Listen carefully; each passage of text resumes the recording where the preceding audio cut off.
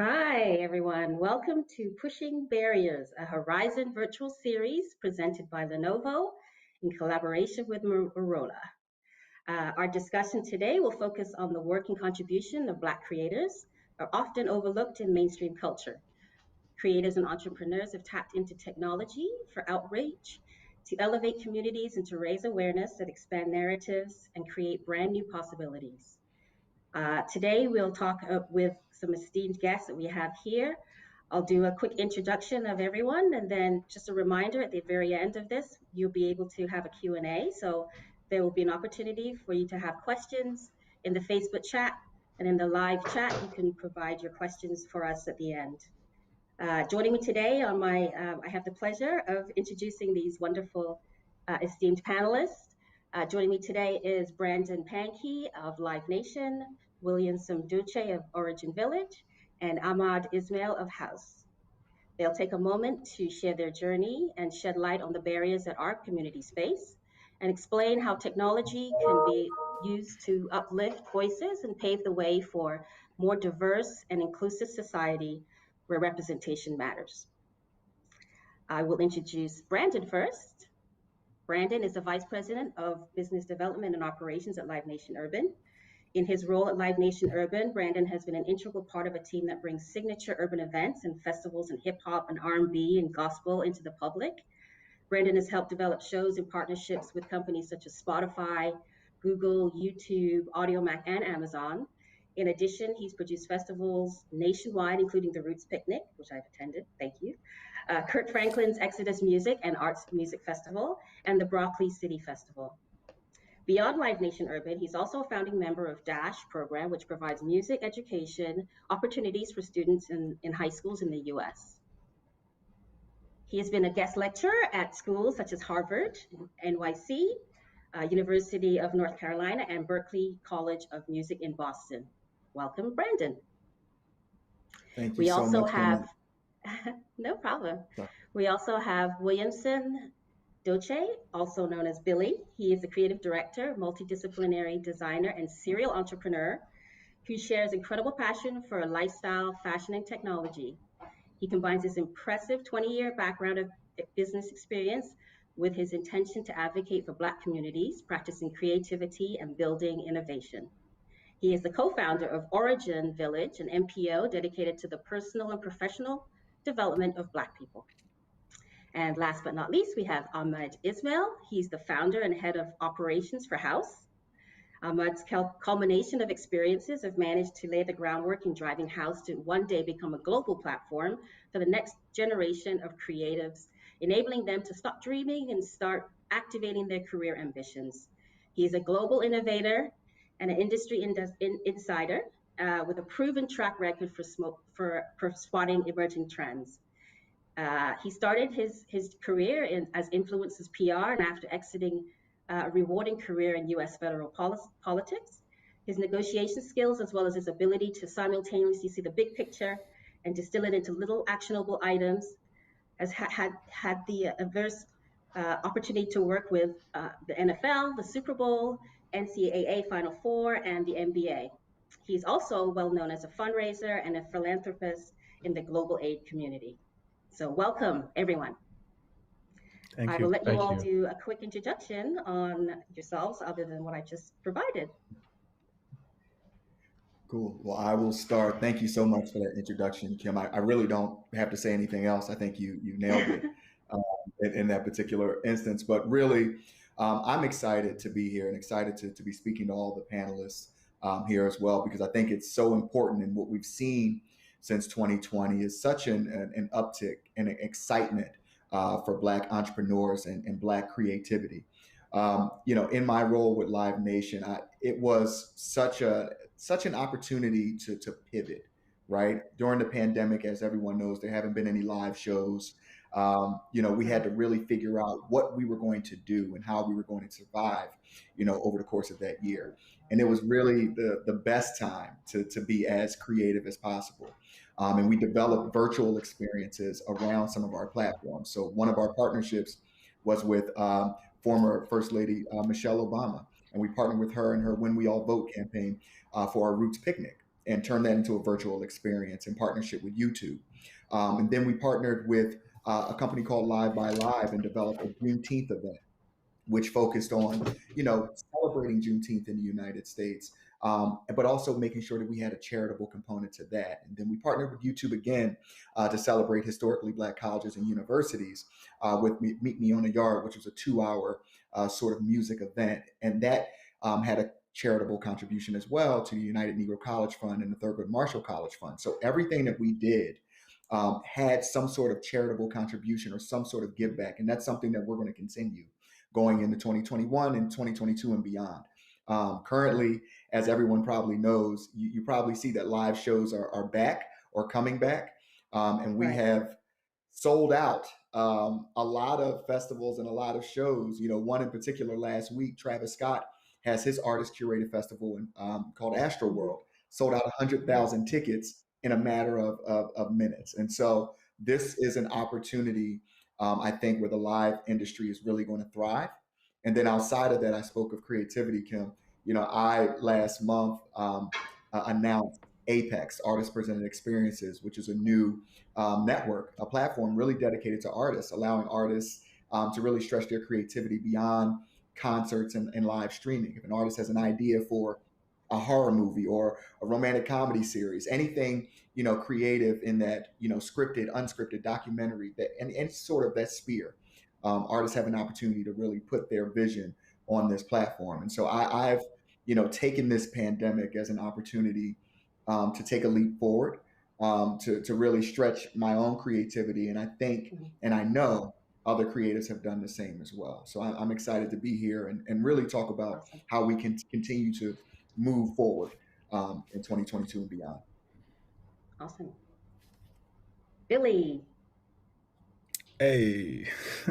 Hey. Orijin Village is actually dedicated to the economic growth of Black communities through tech. So basically, our mission is really to make sure that Black businesses, are scalable by increasing their digital maturity. So the more they understand how the digital world works, the better it's going to be for them and for their business. So what we're trying to create globally is a digital tech village where Black entrepreneurs are going to be able to fully partake into the digital economy of tomorrow. We've created our first project in 2020. We launched our first app, which is an app to locate all Black entrepreneurs in Canada. And through that app, we're able to gather about 360 businesses inside of the platform. And that allows them that allows everybody to be able to find Black entrepreneurs as easy as the tip of their fingers. So once they have the app, and it opens the door for everybody that wants to contribute to Black entrepreneurs and help them build through that COVID period that we've seen, which has been extremely difficult for Black businesses, to be able to locate them and be able to be a real ally. And in 2021, we made a test project, which was to see how people would support Black-owned businesses by creating some kind of an event where people would buy Black. So basically, they have the opportunities to go inside of the platform and choose a company and just purchase from them. And throughout the whole month of February 2021, we had about 25 participants that actually participated to the project, which was kind of surprising for me. But in a sense, we saw the result as being only 25% were able to generate about $12,000 within that ecosystem of Black businesses. So my thought was, can you imagine if we had a larger pool of people contributing to Black-owned businesses in a period of a year, we would assemble at least 2.2 million if we were consistent. So we do have the capacity to be able to reinvest into our community. We just have to work at it and make sure that, we could achieve that goal. And that's going to increase these Black-owned businesses to stay alive during that period, and for them to understand that the digital transition that they need to go through has to be push forward, because it's a great acceleration that's happening right now. Everything has to do about tech, everything is about live videos, Zoom, and all of that. So these businesses Right. that don't understand or don't transition properly will have a difficult time in the future. So that's why we're here. That's why Origin has been created, and that's how we want to help people. Fantastic. Awesome. Great stuff. Got lots going on. It's really good initiatives.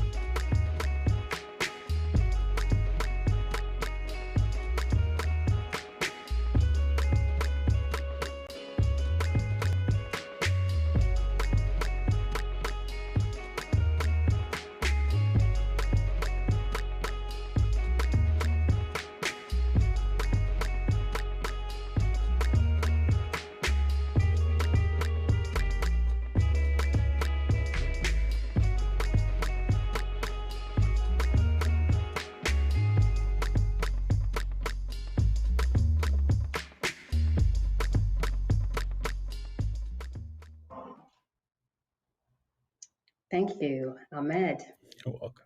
tell us about yourself. Man, I was in the video. I was looking for myself, but no, it was. I don't know what to say. I mean, I haven't been in the public eye in a long time, but I guess who I was when life was back to normal was somebody who Mhm, genuinely cared about the why of things. mhm, Why systems are set up the way they are, efficiently or inefficiently. And when I used to take things apart, I used to always try to take apart systems for the better. I started with government and working in Congress and being able to see how laws are written, lobbied for, and results and resolutions are made. And sometimes they affect people in a positive light, sometimes they affect people in a negative light, and sometimes people don't know how it negatively or positively affects them. So I brought all those different challenges and knowledge that I learned in the US back home to Canada. mhm. And then I realized 15 years after I left Toronto, it's exactly where I left it, if not worse.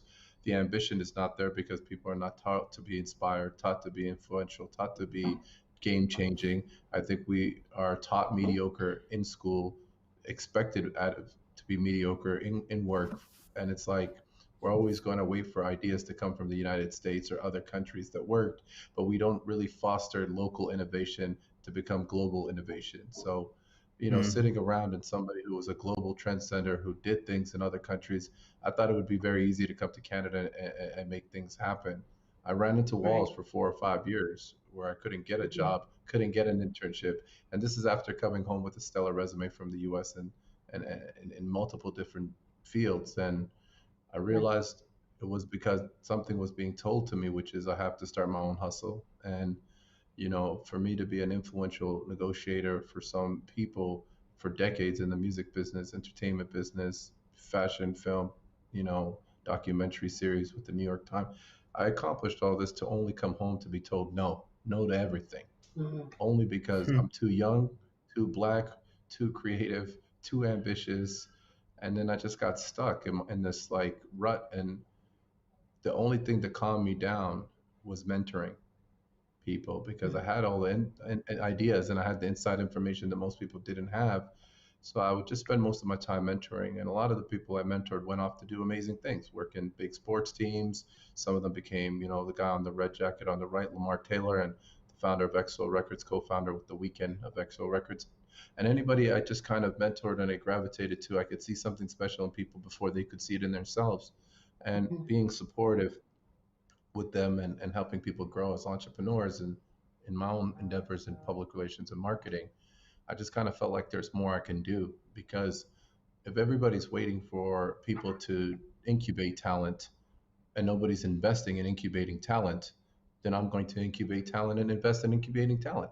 So, it was an idea that I had for a few years, and I didn't at the time. It was not house. It was just something that I truly believed in, and luckily, two 25-year-old co-founders, at the time, the Weekend and Lamar, also believed that there was more that they could do back home in Canada, and they were just tired of Mhm. cutting checks for philanthropy. So we all came together for 18 months. We traveled the world studying the best incubators and accelerators and startups and big companies like Airbnb and Android with Google and everything. And we said, why can't we do this? It's very inclusive for everybody. And Mhm.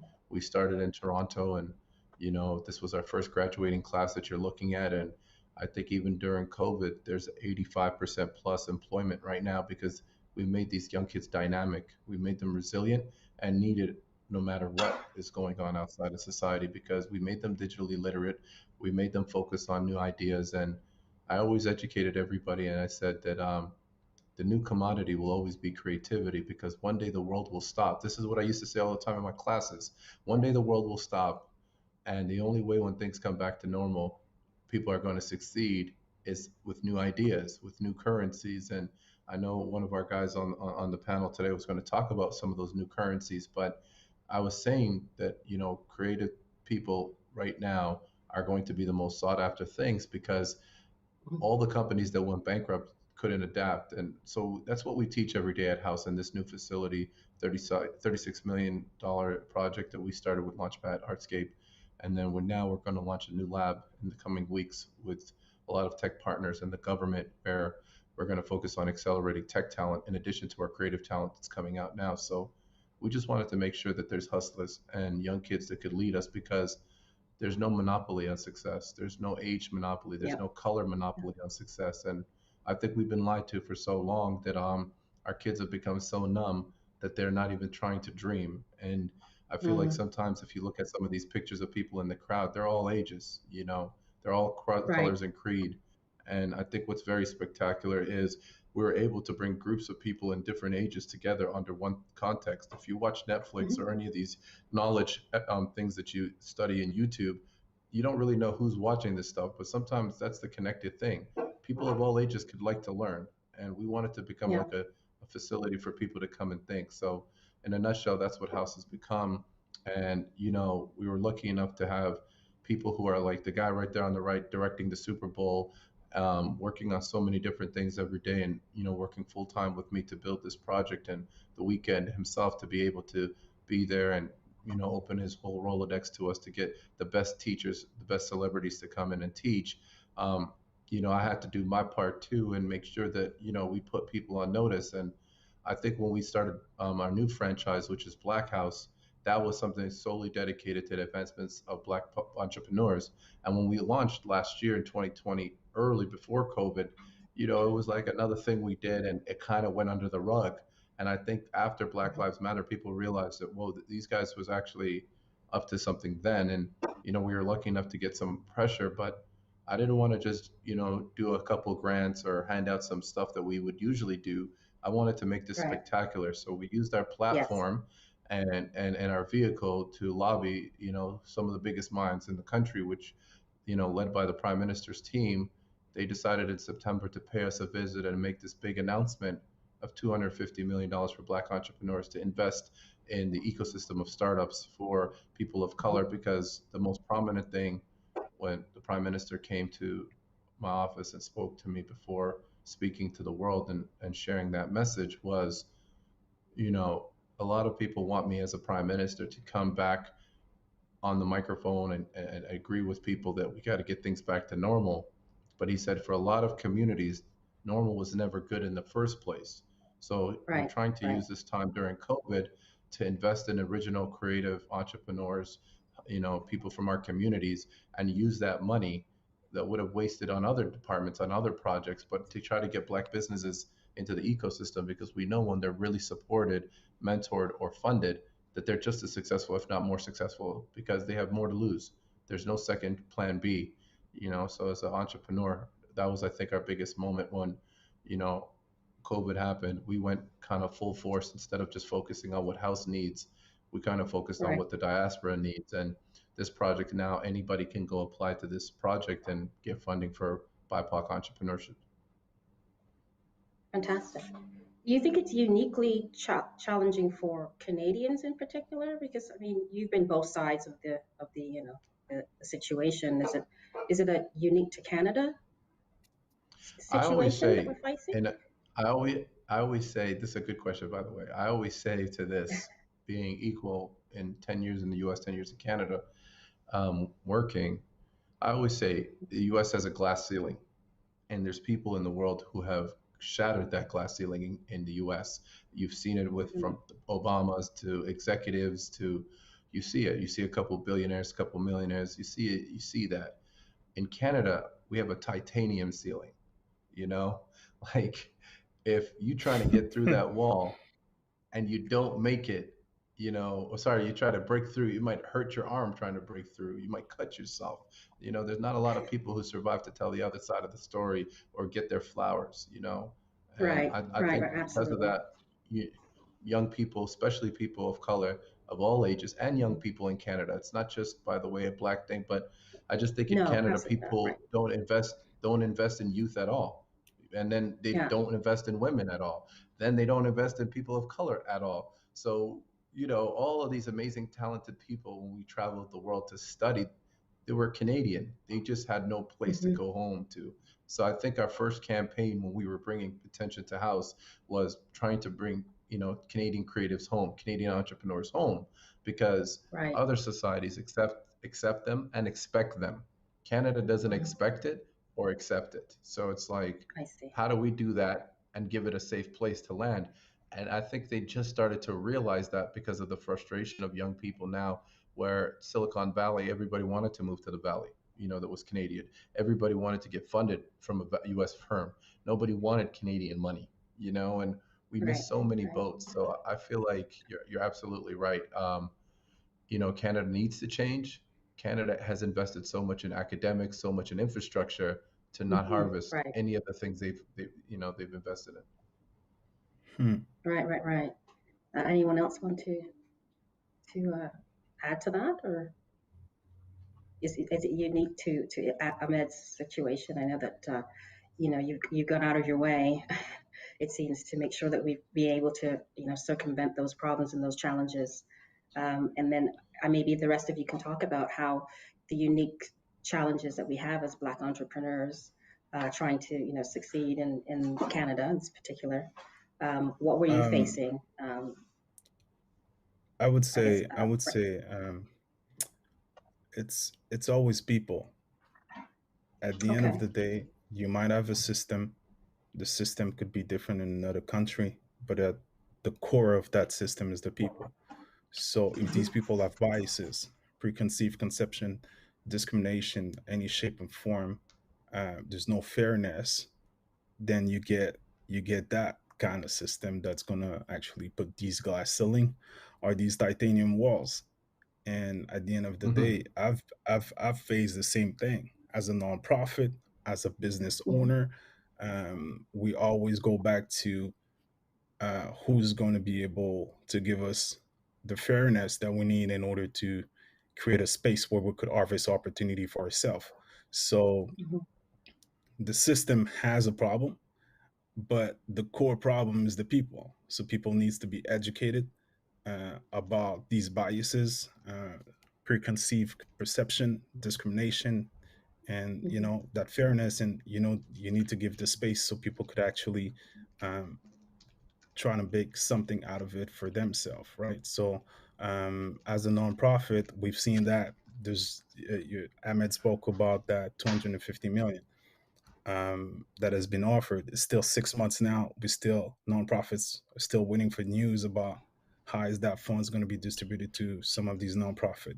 And we've seen Okay. statistics Absolutely. come out in terms of philanthropy. We're talking about 0.2% of the money of Hmm. philanthropy in Canada that has been given to nonprofit, black-led nonprofits. So you see, there is a problem. So, but I think the problem is the system in place. Is systemic, but change can come if people want change. The same way that change is not going to come if people don't want change. So is either you care about the situation and you want to make a change, you rally people up and you make the change, or either you don't care and it doesn't affect you and you go out your way because everything is good for you, right? So Right, the right, core falls down to the people, I believe. right. At the core of it all, you're saying. I understand. Yeah. Yeah. So, sorry. Go ahead. Oh, I No, just wanted quickly. to just chime in on. Oh, go ahead. Go ahead. Yeah. Go ahead, brother. I Go haven't ahead. heard you, please. No, I just quickly, because I love what Williamson said. It's about the people and it's about access, right? And I'm going to look at it from this is a global perspective. It really shouldn't have taken a man being murdered in public for companies and organizations to start caring about a group of Hmm. people, right? And you started Hmm. seeing here we're giving $100 million here, or we're giving this amount of money to Black, entrepreneurs. All of a sudden, access was granted to individuals that it wasn't granted to before. And I hated that it took such a predicament for that to happen. And so when you look at, systemic, right? Literally from the time you are a child, low income individuals who happen to be more so Black and brown individuals, have Right. less access to, educational equity. And so what happens is if you're not getting the same level of education, your economic opportunities are going to decrease significantly because you're not, as bright or going to the same, institutions of higher learning that others are going to. And then what happens Right. is Right. if you're not in the same economic position, your housing is going to be, of a lower Affected. standard than other individuals. So now you have, Right. lower housing standard. You're not where you need to be economically. Your educational standards are not where they need to be. And so now you're having children, and it's a cycle. And so, Right. there has to be a point where, we get that access where Black and brown individuals and individuals who are just overlooked, right, have the Mhm. access, to the same individuals that others that are more affluent may have. I just thought Williamson Mhm. really touched on that well. Yeah, I was absolutely. just I was Yeah, just it's going to mention, so sorry to cut you guys off. I was that's just going okay. to mention Go that ahead. Discussion. there's a certain amount of fatigue Mhm. that's necessary for you to learn how to endure, where you have good Absolutely. days just like everybody else, but at the end of the day, if you're going to grade school and you're getting straight A's like I was, going to middle school and getting straight A's, and then you get to high school and your co-op teachers are telling you that you would make a great janitor or sanitational engineer, they're Right. writing your obituary. That's what happened to me. Absolutely. Yeah. They Yeah. never Yeah. told me I was going to be good in economics or I'm good in this. And that's what I started to do in my co op time. I didn't get to study at a radio station or get to study with somebody on a trading floor that everybody else might have gotten. I got mop floors in your own high school. That's co op, Right. you Right. know? Right. So So it starts that's what really, made me really want young. to yeah, that's made me drop out of high school, right? Because they already wrote my future, and I had more Right. money in my pocket now than I mean, then than I did for being a janitor or whatever. So there's people who are always writing your future, which is why I was fortunate enough to be mentored by two Black men in the U.S. that Yeah. told me it was time for me to go. Because the Mhm. thing is about Canada, we have this very passive aggressive way of saying we're not racist as long as you don't Mm-hmm. Google what we've done in the past. You know, Mm-hmm. we're not racist as long as you're in Toronto and parts of Montreal. We're not racist Right. if Right. you don't do this or that. So, as a minority, it's almost like this unknown rule but known rule where you got to tiptoe through Canada and, being told you're very smart for a Black person or a brown person. And so for me, Right. I The learned a long microaggressions. time Right. ago. Yeah, I learned Toronto, Canada to me was Anna Green Gables. It was hockey Hmm. night in Canada. It wasn't a space for Right. us to feel like we're going to win. They didn't create that space. But for me, the Canadian passive aggressive has a sense of humor that if you do things back and speak things back and not in an angry tone, but just give people a real reality check and do it with a smile, they'll realize, man, that was not what Right. I should Right. have Right. said, or maybe I should have never done that. So what folks are going Hmm. through is they're being told to be spectacular as people of color just to be treated as average, And then Right. Mm-hmm. there's average Yes, that's people a very good point. that are not spectacular that are being treated as extraordinary, right? And I Yeah. think that's Hmm. the juxtaposition as a minority, knowing you will never get promoted at this company that you know everything about, but because they just don't feel comfortable putting somebody in color at the top of this food chart, we're going to always Mm-hmm. externally hire. We're always going Yeah. to bring in somebody from down the street. Even if that person bombs the company, white men are allowed to make mistakes on the job. People of color are Mm-hmm. not, women are not, And I always have conversations with my banker friends, especially even when I was talking to government. I said, if you guys want to do a feasibility study of all the foreclosures happening during COVID, I promise you minorities are going to be at the bottom of that food chart because we're not allowed to go file for bankruptcy. It was a miracle we got the mortgage. It was a miracle we got pre-approved. If we got to get 4 jobs, do Uber, you know what I mean, and sell lawn care equipment, we're going to do that. Yeah. You know what I mean? Yeah. So it's not like we get Right. the Right. luxury to go broke. but I've seen serial entrepreneurs fail, and the bank says, "You'll get them next time, Charlie, and we're ready for Yeah. you. Pull up at the counter. Here's your pre-qualified loan. Have a nice day." Get out of here. Yeah, so there's just a Entrepreneurs different with set of rules, a different different set set of of rules, and rules a different set of because setup. Yeah, they can't fathom what you've done. They can't foresee it, what you've done. But if you have the right type of hair and the right type of teeth, they understand. It's just a different energy that they give certain people. So for me, when I go into the bank, I know for a fact, depending on how I'm dressed or how I carry myself, to them, that's what they test their KYC compliance system. So knowing your customer, they read you Yeah. based right. on what they were told. So somebody already gave them these preconceived conceptions. So it's like Yeah. I Right. on purposely go to the bank dressing like I woke up out of bed because I love that look when they Google and then they see the account and then they're like, holy, and then they readjust. It's like, that's what we deal with every day. That's what we Right, have to right. really Yeah. deal with every day. And some people don't. Some people get the benefit of the doubt. So I just feel like, Yes. and I will finish with this point, there Yep. was people, and there's different levels, by the way, of racism. There's America racism that fluctuates, but you could still make money. There's Canada where it just keeps everybody right down here. And then there's Europe that Hmm. just keeps everybody down here. So I remember a delegation from a country that I won't say, but it's a G8 nation. They came to our facility and they wanted to learn from House and they wanted to learn from how we did it. And can you build one of these in my country? And I said, sure, but you're wasting your biggest GDP. You're wasting your biggest thing. And it's going on, it's going unbalanced. It's going unchecked. And then they said, what is that? I said, your youth. Your youth will Right. never be invested in. And it's one type of youth. But what I was talking about, and I told them, is every time you go to Europe, what do you see in every train station, every cab stand? You see migrants, people that will never be citizens. There's no path to acknowledging them. There's no understanding of how to integrate them into society. So you're seeing 19 to 35-year-old able-bodied people hiding in the shadows of your society, and you have no way of introducing them back into society.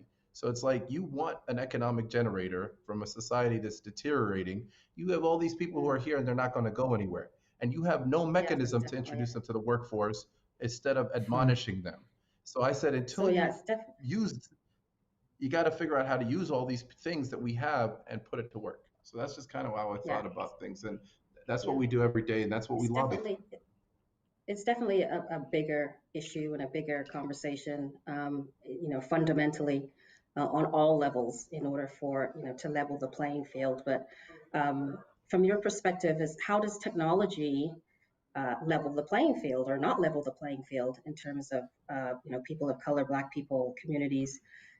How does technology help to educate and it could be a vector of change and awareness.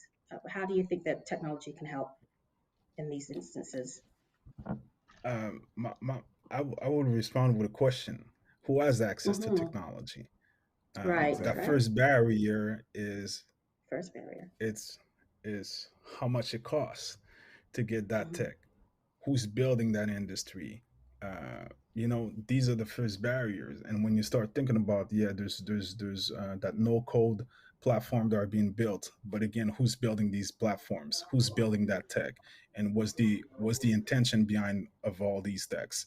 Um, I've been in blockchain for the past 2000 since 2018, and I've realized that tech is amazing. It could level the playing field for a whole bunch of people, Hmm. right? But when Right. you start digging into the back, it's super expensive um, to get a programmer to actually build something with blockchain is super expensive. Uh, the people that actually are in that industry is Caucasian people, mainly, mostly are Caucasian people, and you got biases on top of that, and you want to utilize that blockchain technology to be able to build something, but the entry barrier is so high, so difficult for you to get into these techs, you become discouraged, right? So I think tech could have a very positive impact, but at the same time, Hmm. we got to see who's behind it, who's capable of building, and are we replicating the exact same issue that we find in society today with tech? because tech Yeah, is yeah. supposed to make things a little bit easier for everybody, right? Right. So that's what we And think. better. But are we Absolutely. Right. building tech for real to actually level the playing field? Or are we building tech in order to have an advantage of what we already have? So that's my first question. But I think tech is a good thing. It could be used badly. It could be used in the right way as well. Right, Brandon, anything that you think about this? Or did Yeah, you feel yeah, like, for me, for sure. No, I always look at, and again, I brought it up briefly before, but I look at young people, right? And particularly I look at kids. When we look at, low income, black and brown students, what I found and what the studies have shown over the course of the last year during COVID, they've had access, districts have given them laptops or they've had access to computers, but they're not engaging in it, particularly if you're low income, right? Or they are still students. 1 in 4 students don't even have access to get online to get on these Zooms. So you've seen their Yeah. education level decrease, over the course of COVID, and some of these kids are still being passed. They are being set up to fail. We can have all of the technology in the world, but they're not being allowed to really understand it and to really grow with it and really feel like they can be immersed in it, right? And so when we're talking right? about creating these entrepreneurs 10 years, 20 years down the line, we have to look at it from the beginning.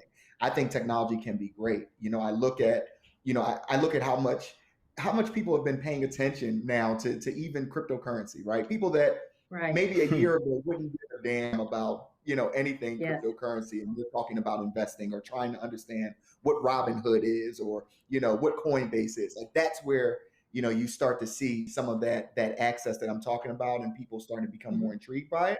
But there's still a lot of work to be done on the front end, and that's where I'm really like passionate about, just as a person, like making sure that young people have access to the same level of technology that others do. And I want to go back quickly, and I know it's Yeah. off topic. Ahmed, when you were talking about your teacher saying that you were going to be a janitor, did that teacher look like you? Absolutely not. Interesting. Absolutely Uh, not. Absolutely So not. they And I have, think that's part of it too. We need to And have more people of color in these positions, whether they're teachers, or whether they're gatekeepers at some of these companies. Because again, you see the $100 million charitable donations. What I haven't seen is we're going to introduce you or put more black or brown people and more female women in the C-suite. That's what I haven't seen. And so that's what's needed for change when we're talking about being not even an entrepreneur, or being a creative, just being, you know, somebody marginalized in successful. Right. society, whether that's Canada, whether that's, the United States, that's globally. And so those are the type of changes we need to make. And I went off topic, but I wanted to bring that back up. It's Sorry okay. about that. no, Yeah, yeah, that's absolutely. that was good. It's a perfect. good point. I was going I was going to say about that. I kept that jersey, the janitor uniform, with me, right? For Okay. 18 years, I kept it with me, and I said one day I'm going to wear this thing again. And I remember when we launched, we had this crazy headline concert headlined by the co-founder of The Weeknd and Bryson Tiller, and all these celebrities flew down, and everybody you could imagine. And when we were cutting the ribbon to the ceremony, the mayor and all his people, everybody was at the front row. And that's the day I wore my janitor uniform, when I made a free school for all entrepreneurs in Canada, a That's global amazing. university. So people were like thinking it was some Right. sort of vintage shirt that I bought at a thrift shop. And I'm like, no, this was Mm, my janitor uniform from the Scarborough Board of Education when it existed. So, Hmm. for me, I'm one of those people that are motivated by, people stepping on my toes, or telling me I right. can't do this or that. But there's a lot of young people who aren't, which is why I built this Yeah. facility, because some people just want to do what they're meant to do or destined to do. Right. And after they run into the wall 3 times, for me, take our kids to Right. work, they meant stay home, because I lived with a single mother who didn't have the jobs that Mm, people had. So how am I going to see anything? If it wasn't for me parking cars at a 5-star hotel, I guess making money. I would have always thought that people live like me. so And it wasn't until yeah, I so stayed and worked at a Fairmount, you see people making money, that it just changes your whole perspective, where you're like, I could be that absolutely. one day. Yeah, Right. Yes. If you don't see it, you can't be it, right? That's yeah. really J- what that's j- about. just to add a little something, Yeah. um, Brendan said it and Ahmed said it as well. Tech is connected to education, is connected to your livelihood, is connected to everything. So if everything is affected so negatively, how can you expect to get into tech and build tech and so you Exactly. could level up or scale up your business? or your life. It's impossible Right. because you can't just see a narrow vision about only tech. That kid has problem at school. He can't eat. Her mom is they live in the ghetto. Or there's a whole bunch of other Permeating factors, things that right? are affecting them, factors that are affecting these kids, or any kind of business. It could be a black business, any kind of. There's many factors. So seeing only one aspect, when you think about black communities, you got to see Mhm. everything that Everything. affects it before you start taking a position on how tech could evolve I'll, and help people. I'll give you one better, brother. I'll give you one better. This is just Yeah. like a month old article. You guys could Google it. Okay. A big HSBC school gets in a big fight, in America with Facebook. And then it leads to people in Facebook siding with the HSBC. So the recruiters had this program where they were supposed to start, working with universities, and then the university is supposed to hire people so they could solve issues where representation doesn't exist or talent doesn't exist from certain communities. So as Hmm. that program evolved and other programs like it evolved, what you see, which on your point earlier about tech not looking like us, that's not by Mhm. accident, because the Yeah. recruiters said that even the best candidate sometimes was a person of color, was black, and we still didn't choose them, even though they were better than every other profile, because they were not a cultural fit. Now, what the hell is the cultural fit they're Right. talking about? Are they talking Okay. about the hoodie, the Zuckerberg hoodie? Are they talking about the beer pong? Because if it's not on the aptitude, if it's not on actually what you were hired to do, and you were the best person for that position based on what they were hired to do, the culture Hmm. fit is the one that disqualifies you, that makes absolutely Could no be. sense. But it's Right. almost like a tech version of the Jim Crow laws. You know what I mean? Mm. Hmm. Like Yeah. that's I their see. way of doing it and keeping you in your place. So we're talking about three different types of people in our community. We're talking about young kids and inspiring them to be great. We're talking about, getting people corporate jobs that look like us, that are executive decision makers in the C-suite, in the boardroom. Right. That's one Yeah, thing. absolutely. We're Right, talking right. about entry level positions. We're being Mhm. over grilled, over scrutinized, and then they have to sit there in a huddle and say, they don't look like our typical drinking buddy. So how do we disqualify them? And Hmm. that's, I find, so obvious in Canada happening, because why Canada hasn't acknowledged the issues that the US has acknowledged is because the US knows that Hmm. there's money in hiring all people. Canada hasn't actually come to the conclusion if it's financially beneficial to hire people of all colors, races, and genders. They still have a boys' club in Canada that's really the old Commonwealth system. US, if somebody starts to make the money, they don't care who and where they come from. It's a Right, it's a right, Yeah. right. it's a green it's a greenback country. But in Canada, it's Mm. definitely a very boys club. I want this for myself. I want this position for my son when I retire. I want, Right. it's like very imperial still here. And Mm. it's a shame, because now that the Black Lives Matter situation took off so much, they're actually scrambling to fill positions, because from the top to the bottom of their own company, there's no representation. At Right, all. right. So would you say that it's important, obviously, in this discussion, we know that education is where it needs to start. It's a systematic problem that Canada and the US is facing in order to get, the level the playing field for not just for Black people, for people of color as well. So would you say that in order for people to be successful, okay, let's say for example that the education piece is there, the inspiration is there, the technology is there, the access is there. Um, what else do people need to do? I mean, I know it shouldn't be what else because I've already given quite a few steps in order to shows you an example of how many levels there are in order to be successful as a Black person. There's all of these different barriers and steps that you have to sort of get past. But even when Black people or people of color are on the cusp of success, there's still other things and other factors that they still need to engage in to like networking, for example. How important is that in order to be at the right place at the right time to know the right people? Because you can have all of these things and still not quite get there. Yeah, I think networking is very critical, but I'm gonna actually make a different sort of argument, right? And we Yeah. we get all these levels. We're down to the final boss. We done beat beat the final boss, and we're there. What I've seen Right. from a lot Right. of people, too many people, unfortunately, is once I've made it as this black or brown person, I'm not helping other individuals get to where I'm at.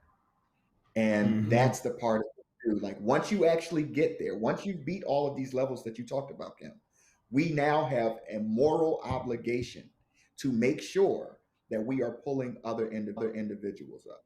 And that goes back, I know Ahmed spoke about Jim Crow, but if you talk about the psychological effects, even going back to slavery, when you think about, an underground railroad and people are running for freedom and there are individuals saying, no, I'm not going with you to freedom, even though this is what I Right. know and I know it's bad. This is still what I know. So I'm not leaving it.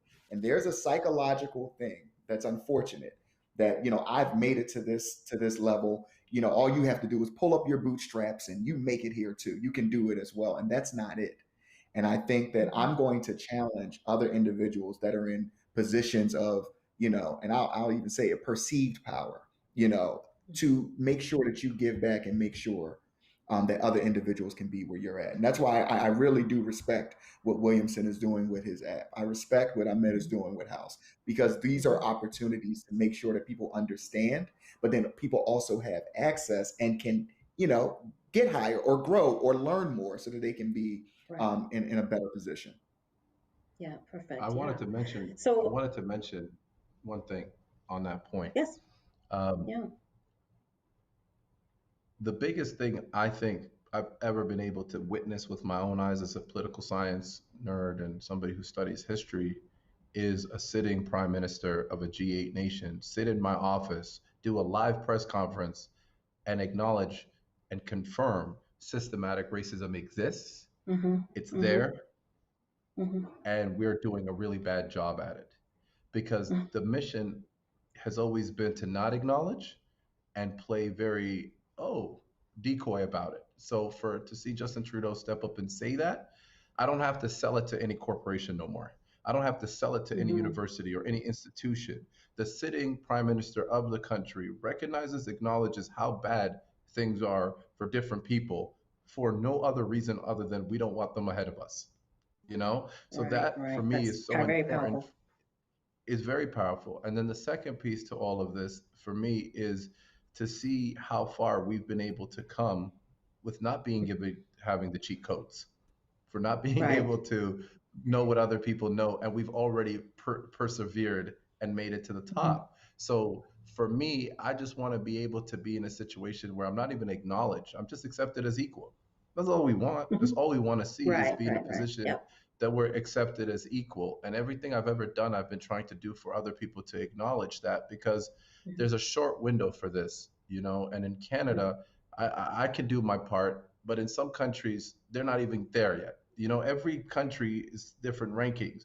I think right now the Right. US is the furthest at understanding this, but they're also the most biggest spenders in this. Like this money that we're talking about is hundreds of millions and billions of dollars that, one of my co-founders, Abel, the weekend, he started tagging Netflix and all Universal, and he spent millions of Mm-hmm. dollars and said, you got to match my donations. And by him doing that, other people started doing the same thing to them. And all of a sudden, billions of dollars were available overnight during a recession when everybody was getting laid off, which means this was always Right. Hmm. Right. economic money that was invested in the Black community, Mm-hmm. but was set aside, Understood.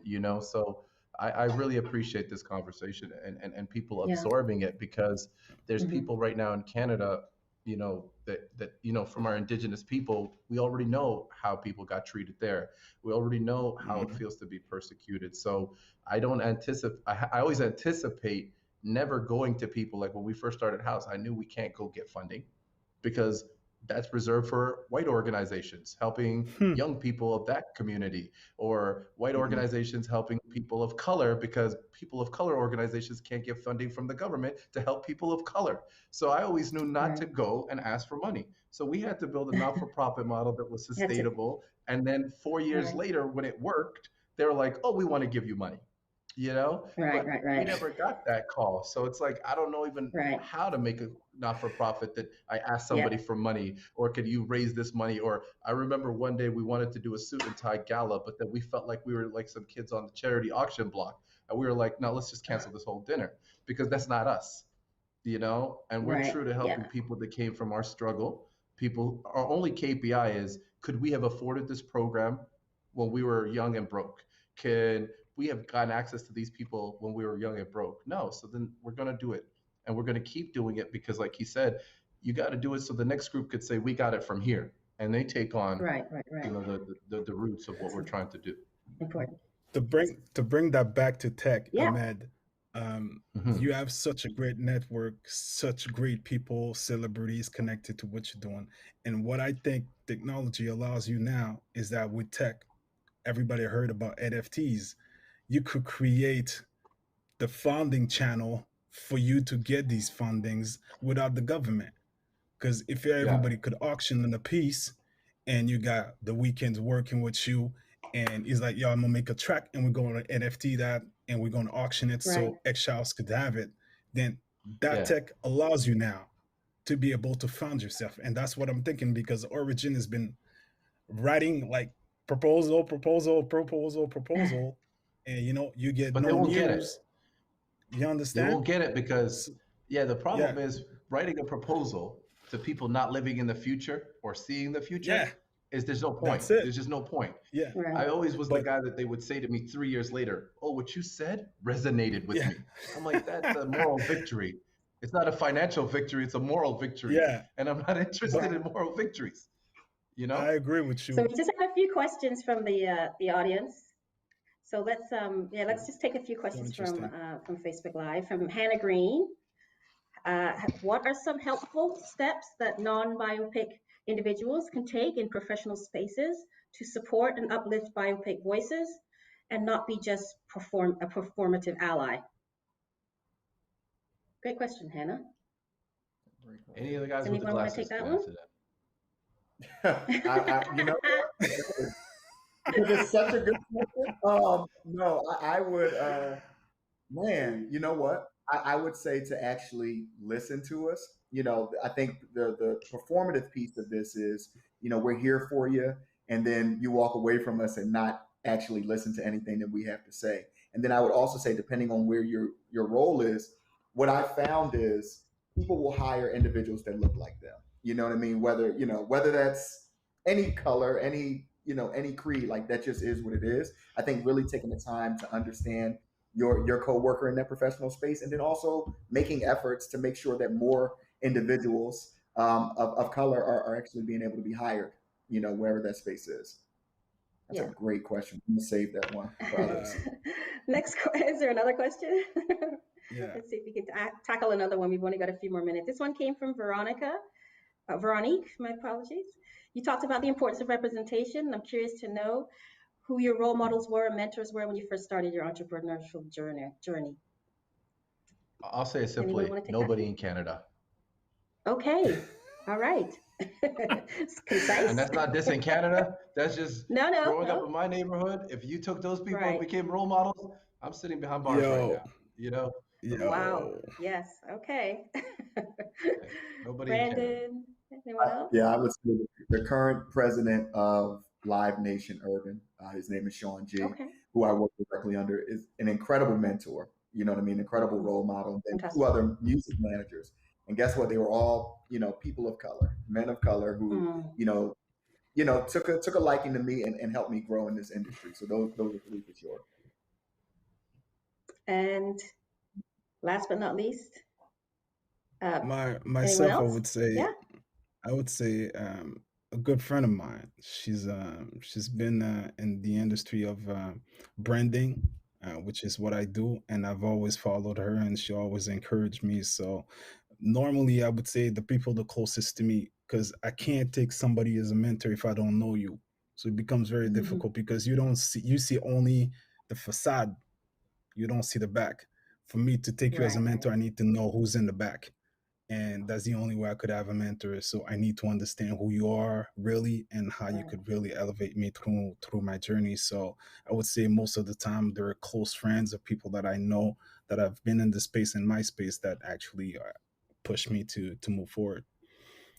Right. I'm not sure I we have changed one my more answer question. actually. There's one You more changed. question, but Okay. I changed my answer. My Yeah. answer is my mom. That's it. Nice. Love it. Okay. Love it. That's Because she's my awesome. biggest hater. I'm joking. Oh no, okay. No, I'm Black joking. moms. I'm joking. I get Just trying to keep it it. fresh, man. She always tells me, as an African lady, you ain't did enough. Come harder. Right, You know, yes, yes. so Parents I guess that's my only yeah, motivated absolutely. thing. I wake up. Yeah. No pancakes. Get a job. All right, right. The last one, I'm not sure if we have maybe a minute left. So true. We need to build bridges between the youth and the professional world so that they can understand the careers are available to it. Yes, if you can't see it, you can't be it, right? Yeah, That's exactly there's a what it's all platform. about. There's actually an initiative called the Black Talent Initiative Mhm. that actually is trying to do that, connect the bridge for youth so they could get internship into professional jobs. So shout out to them. I've been a part of their think tank, so I think there's plenty of space. There's plenty of people doing great stuff. So salute to all the people that are actually trying to make a better world, Absolutely. basically. Absolutely. And thank you to everyone. Thank you to everyone that's been on this panel. This has been a fantastic discussion. It'll be taped, Absolutely. and we can share it with everyone. And yeah, it's been wonderful talking to you guys. Thank you so much. This has been really good. I Pleasure, wish we guys. had Good more time. Thank time. you, everyone. Have a good one, Yes, man. me too. Take Ciao, care. ciao. Easy, Take guys. care. Good stuff. Ciao. Bye. Hey. I wish we had 3 hours.